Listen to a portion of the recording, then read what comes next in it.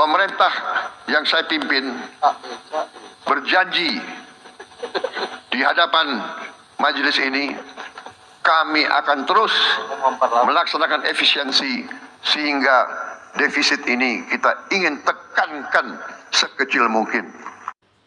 Ya, pemerintah terus berupaya mencari solusi agar sistem pensiun ASN lebih berkelanjutan dan tidak semakin membebani APBN. Seiring bertambahnya jumlah ASN yang memasuki masa pensiun, anggaran yang dialokasikan untuk pembayaran pensiun juga semakin besar. Tak hanya itu, biaya operasional untuk pembayaran manfaat pensiun juga mengalami fluktuasi dari tiap tahunnya. Jika tidak ada perubahan skema yang signifikan, tentunya beban negara akan terus bertambah dan berpotensi mengganggu stabilitas fiskal dalam jangka waktu yang panjang. Lalu bagaimana sebenarnya tren jumlah ASN dan anggaran pensiun selama ini? Mari kita bahas di siang hari ini dalam Bebani APBN, pemerintah ubah skema dana pensiunan ASN.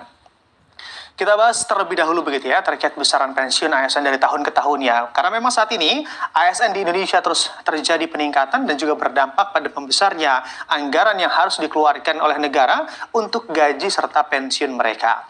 Bisa kita lihat di sini begitu ya, di tahun 2024, anggaran belanja pegawai yang digunakan untuk membayar pensiun ASN serta TNI Polri tercatat bahkan hingga 164,4 triliun rupiah, angka yang tidak sedikit tentunya.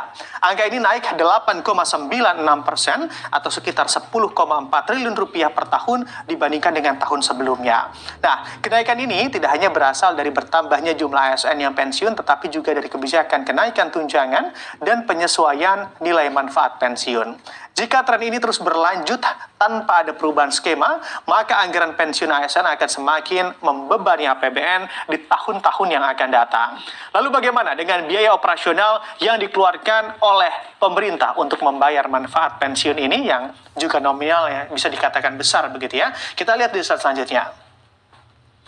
Nah, di sini, selain dana pensiun yang terus meningkat, biaya operasional untuk pengelolaan dan pembayaran manfaat pensiun juga mengalami fluktuasi setiap tahunnya. Seperti halnya pada tahun, kita ambil contoh di tahun 2018 begitu ya. Di tahun 2018, biaya operasional pembayaran pensiun bahkan sudah mencapai 997 miliar rupiah. Dan tahun berikutnya meningkat menjadi 1,01 triliun rupiah di tahun 2019 dan tren kenaikan ini terus terjadi dalam beberapa tahun setelahnya. Namun sepanjang di tahun 2022 hingga tahun 2024 kita amati begitu ya. Di sini justru biaya operasional mengalami penurunan sekitar 700 miliar rupiah dan hal ini juga terjadi akibat adanya efisiensi dalam proses administrasi dan pembayaran dari pembayaran pensiun yang ada. Nah, meski demikian terpantau di tahun 2025 biaya operasional diperkirakan kembali naik, bahkan menurut hitung-hitungan dari Kementerian Keuangan RI bisa mencapai 850 miliar rupiah. Kenaikan ini juga disebabkan oleh bertambahnya jumlah penerima pensiun dan peningkatan biaya administrasi untuk sistem pembayaran yang lebih modern dan juga efisien. Lalu bagaimana perkembangan jumlah penerima pensiun ASN dari tiap tahunnya? Kita lihat di slide selanjutnya. Nah, bisa kita lihat dari data ini, seiring dengan semakin banyaknya ASN yang memasuki masa pensiun, jumlah penerima manfaat juga pastinya terus bertambah. Bisa kita lihat di sini, pada tahun, kita ambil contoh di tahun 2020, di sini jumlah penerima pensiun ASN serta TNI Polri tercatat ada di angka 3,2 juta jiwa orang begitu ya. Dan di sini, memang 4 tahun kemudian atau di tahun 2024, di sini, nah, ini mengalami meningkat atau mengalami peningkatan bahkan di angka 3,6 juta orang. Nah, peningkatan ini menandakan bahwa memang setiap tahunnya ada ratusan ribu ASN yang memasuki masa pensiun dan otomatis menjadi penerima manfaat dana pensiun negara. Dengan tren yang terus terjadi peningkatan ini, tekanan terhadap APBN pastinya akan semakin besar dan jika tidak segera diantisipasi, maka tentunya anggaran pensiun bisa semakin membengkak dalam beberapa dekade ke depannya. Dari hal ini, pemerintah juga harus mulai menyiapkan langkah-langkah strategis untuk mengubah skema pensiun ASN agar lebih sustain atau lebih berkelanjutan. Lalu seperti apa perubahan skema pensiun yang akan diterapkan oleh pemerintah kita? Kita lihat di slide selanjutnya. Ya, sebagai upaya menekan beban APBN yang semakin besar, pemerintah berencana mengubah skema pensiun ASN dari sistem pay as you go menjadi fully funded. Nah, ini juga skema yang tentunya akan diterapkan oleh pemerintah ke depannya. Pay as you go berarti seluruh dana pensiun ASN dibayarkan menggunakan APBN tahun berjalan, yang artinya menjadi beban langsung bagi negara setiap tahunnya. Namun, dengan skema fully funded, ASN akan ikut berkontribusi dalam pendanaan pensiun mereka melalui pemotongan gaji atau iuran yang dikelola oleh lembaga dana pensiun. Skema ini diharapkan dapat mengurangi beban APBN yang selama ini terus terjadi peningkatan, sekaligus membuat dana pensiun lebih mandiri dan berkelanjutan dalam jangka waktu yang cukup panjang. Sementara itu, untuk cara pembayarannya, Kementerian Keuangan RI berencana mengubah cara pembayaran dana pensiun pegawai negeri sipil, TNI, dan juga Polri, di mana Direktur Jenderal Perbendaharaan Kementerian Keuangan, Astera Bakti Primanto, Asra Primanto Bakti, menegaskan selama ini pembayaran uang pensiun dilakukan PT Taspen Persero dan PT Asabri Persero. Nantinya, Direktorat Jenderal Perbendaharaan atau DJPB Kementerian Keuangan akan mengambil alih langsung tugas tersebut. Alasannya, Kementerian Keuangan merasa ada banyak kesamaan fungsi antara DJPB dengan Taspen dan PT Asabri selaku penanggung jawab uang pensiunan dari ASN, TNI, dan juga Polri. Namun, untuk perubahan dari skema pensiun ini tentu membutuhkan proses transisi serta regulasi yang cukup matang agar bisa berjalan dengan efektif ke depannya. Ya, dengan terus meningkatnya jumlah ASN, TNI, Polri yang memasuki masa pensiun setiap tahunnya, pemerintah memang perlu segera mencari solusi agar sistem pensiun tetap berkelanjutan dan tidak membebani APBN secara terus-menerus.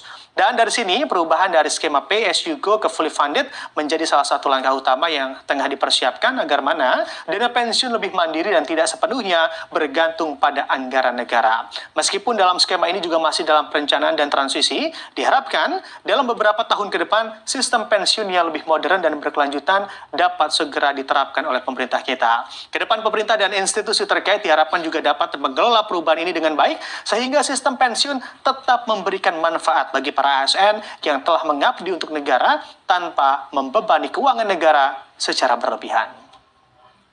Pemerintah yang saya pimpin berjanji di hadapan majelis ini, kami akan terus melaksanakan efisiensi sehingga defisit ini kita ingin tekankan sekecil mungkin. Dan adalah harapan saya, adalah cita-cita saya untuk suatu saat, apakah dalam 2027 atau 2008, saya ingin berdiri di depan majelis ini, di podium ini, untuk menyampaikan bahwa kita berhasil punya APBN yang tidak ada defisitnya sama sekali.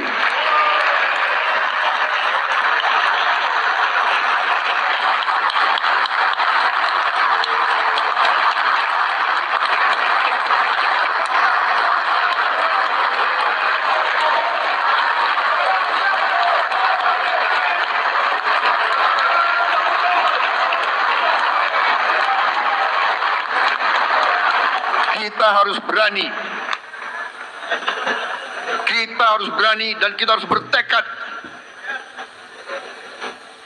menghilangkan kebocoran, menekan segala bentuk kebocoran, dan untuk itu saya minta dukungan seluruh kekuatan politik yang ada di Indonesia.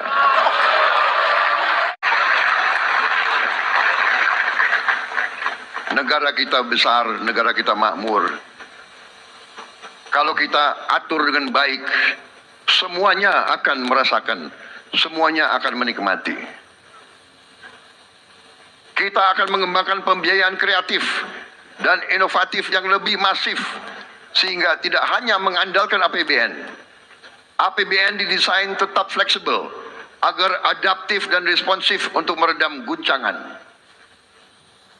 Untuk itu, APBN harus terus dijaga tetap sehat dan kredibel melalui optimalisasi pendapatan, penguatan kualitas belanja, serta inovasi pembiayaan.